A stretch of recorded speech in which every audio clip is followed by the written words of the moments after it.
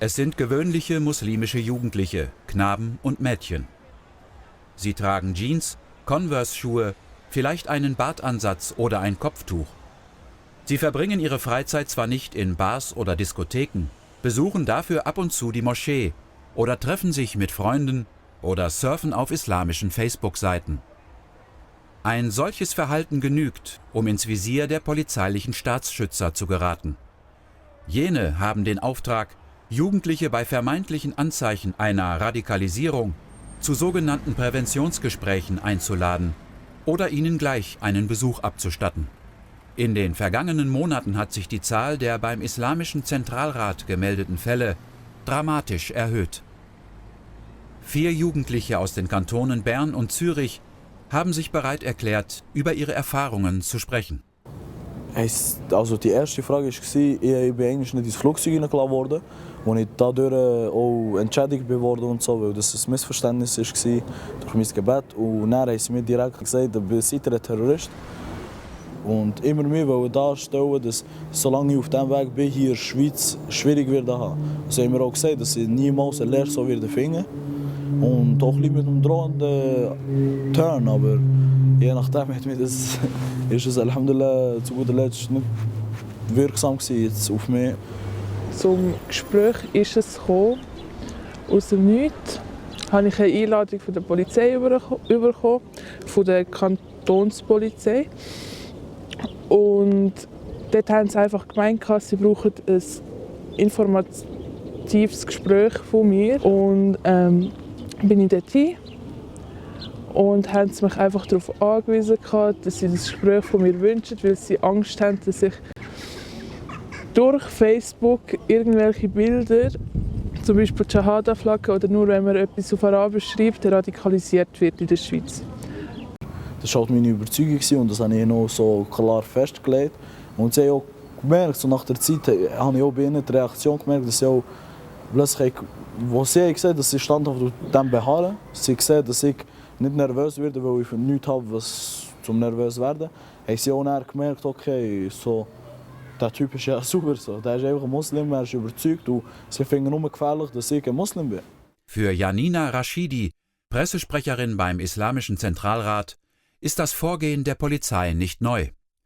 Sie beobachte jedoch, dass immer häufiger Jugendliche, alleine weil sie zum Islam konvertierten, ins Visier geraten. Also diese Präventionsgespräche oder Gefährderansprachen sind letzten Endes kein neues Mittel der Polizei, sondern das existiert schon seit längerem. Und es ist einfach so, dass vor dem Hintergrund der aktuellen Situation vermehrt Muslime angesprochen werden von der Polizei oder auch frisch Konvertierte. Das sehen wir jetzt verstärkt in den letzten Monaten und auch Jahren. Es ist lächerlich, dass sie wirklich, wie gesagt, jeder hier, wenn er sich Bart wachsen oder irgendeine Frau Kopftuch hat angelegt, dass sie irgendwie in der Kriminalsrate reingehen. Einfach, sie wollen uns schikanieren damit. Sie wollen uns Angst machen, dass wir uns schämen, dass wir Muslime sind. Aber wir können sie nicht einschüchtern und sie werden uns nicht einschüchtern.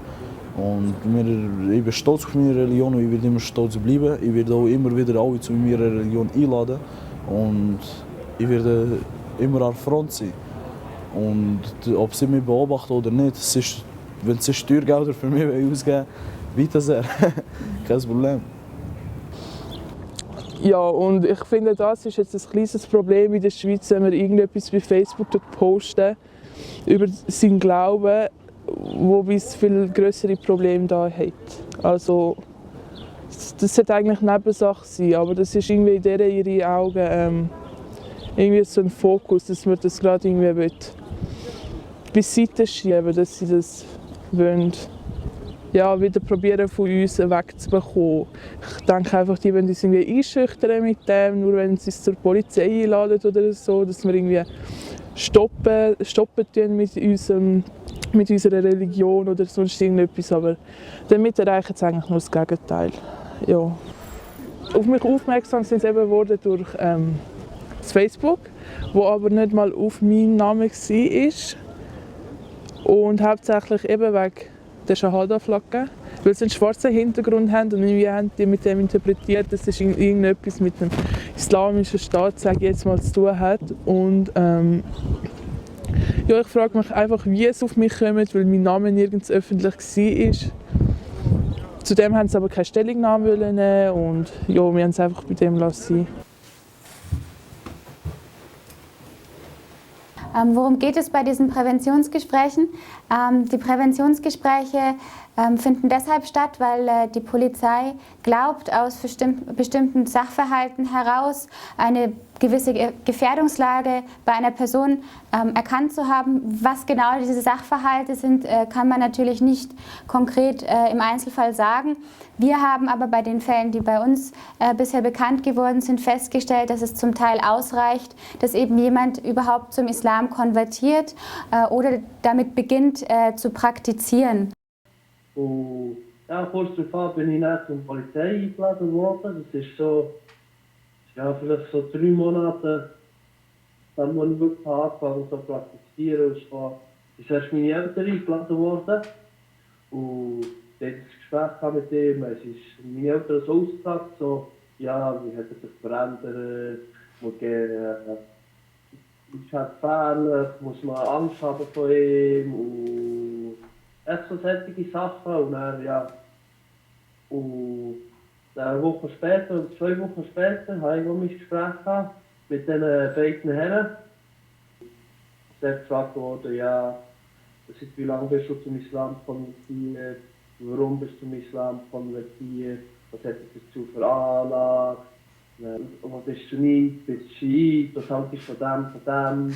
Und dann, ja, so nach 1 Stunde hat es langsam angefangen, so in politische Themen hineinzugehen, wie ja, was haltest du von denen, die Muslimbrüder, und dann immer so ein bisschen mehr, und dann ja, was haltest du von ISIS, du sagst, Muslim und so, Probleme und so, aber das kommt alles vom Islam und dies und das. Ich bin 17 und bin seit einem Jahr ungefähr praktizierender Muslim, Alhamdulillah. Kürzlich, also vor etwa 2-3 Wochen, ist die Polizei zu mir heimgekommen. Und die haben so gemeint, also sind zu mir heimgekommen, weil ich die Seite von dem Bruder Pierre Vogel, aber Hamza, geliked habe. Sie haben gemeint, er ist ein Mitglied von der Islamischen Staat. Daraufhin habe ich gemeint, ja, wenn er halt von der Islamischen Staat ist, dann bringen sie ihm halt den Beweis, dass er von der Islamischen Staat ist. Und wenn sie einen einzigen Vortrag finden, wo er dazu aufruft, der IS beizutreten, dann bin ich ihrer Meinung, dass es von IS ist. Die hat dann gesagt, ja, aber er ist ein radikaler Muslim. Daraufhin habe ich gemeint, ja, was ist für ein radikaler Muslim? Nachher hat sie so gesagt, ja, jemand, der Bart trägt, jemand, der regelmäßig in die Moschee geht und so weiter. Nachher habe ich gesagt, ja, ist ein Christ, der jeden Sonntag in die Kirche geht, ist er auch ein Terrorist oder so? Nachher hat sie so gesagt, ja, natürlich nicht, aber gehen Sie jeden Tag in die Moschee? Nachher habe ich gesagt, nein, ich kann nicht jeden Tag, aber ich kann halt gelegentlich halt. Und das ist halt, es steht mir frei, das ist meine Freiheit. Wenn ich in die Moschee gehe, dann geht sie das nicht an eigentlich. Das ist auch, es herrscht in der Schweiz auch Meinungsfreiheit, Religionsfreiheit und zu mir dürfen sie eigentlich gar nicht heimkommen. Am Schluss habe ich die Polizistin gefragt, ob irgendetwas Strafrechtliches auf mich zukommt.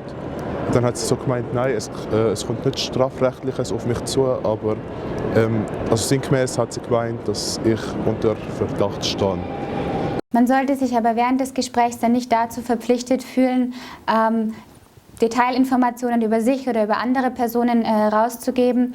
Und auch man muss keinen Einblick in die private Kommunikation, sei es jetzt auf dem Handy oder auf dem Laptop, gewähren. Man soll sich einfach freundlich verhalten den Beamten gegenüber. Man hat, wie gesagt, nichts zu befürchten, man muss keine Angst haben und nicht irgendwie mit einer Furcht in das Gespräch gehen. Und am Ende machen die Beamten ihren Job und dann kann man das ganz gut so abwickeln. Ich habe einfach gemeint, ich mache nichts Falsches und die können halt zu mir kommen, aber es herrscht Meinungsfreiheit, es herrscht Religionsfreiheit und wenn sie damit nicht einverstanden sind, dann müssen sie die Verfassung ändern und nicht mich tadeln. Ja, am Anfang hat es mich noch verunsichert, aber Alhamdulillah, wer auf dem Weg von Allah ist, da muss rechnen, damit gekämpft werden. Also Alhamdulillah, bin ich gut mit dem Schlag eigentlich. Wir kennen die Geschichte, wie der Prophet Mohammed sallallahu alaihi wasallam mit Steinen ist beworfen wurde. Wir kennen die Geschichte, wie über Sahabas und über den Prophet Mohammed sallallahu alaihi wasallam sie Lügen erzählt wurden. Wir kennen die Geschichte, wie Ammar ibn Yasir gefoltert wurde. Kennen wir aber die Geschichte, wie Ammar ibn Yasir unter Druck ausgefragt wurde von den Qurayshiten, wer zum Islam konvertiert ist, wer in der Moschee war und was die nächsten Pläne der Muslime sind. Mit solchen Fragen haben die Qurayshiten versucht, das Netzwerk der Muslime besser kennenzulernen, aber auch das Leben der Muslime zu erschweren. Wie sollen wir heute darauf reagieren? Die beste Art ist, den Polizisten und den Behörden mit Verständnis und Barmherzigkeit entgegenzutreten. Sie machen nur ihren Job. Sie sind von ihren Vorgesetzten beauftragt worden, mit ihnen das Gespräch zu führen und wissen selber so gut wie nichts über den Islam. Lass dich davon nicht einschüchtern. Es kann nämlich jeder Muslim treffen, der am Freitag in die Moschee geht oder im Internet nach einer Islamseite sucht. Liebe Geschwister, wir sind für euch da. Ihr könnt euch bei uns beim Islamischen Zentralrat Schweiz unverbindlich beraten, falls ihr zu einem Präventionsgespräch eingeladen worden oder allgemein mehr Informationen zu diesem Thema wollt. Falls einer oder andere bereits zu einem Präventionsgespräch eingeladen wurde, teilt uns das schriftlich mitteilen, damit wir uns einen besseren Überblick verschaffen können und dementsprechend die Betroffenen auch besser beraten können. Und vergesst nicht, Allah ist mit den Standhaften. Es sind wohl die Zeichen der Zeit, die allgegenwärtige Hektik im Umgang mit Themen rund um den Islam, die dazu führen, dass selbst geschulte Staatsschützer Mühe haben, Gefahr von Normalität zu unterscheiden. Es ist wichtig, dass die Betroffenen sich im Klaren darüber sind, dass sie nicht alleine dastehen. Präventionsgespräche können heute jeden Muslim und jede Muslimin treffen.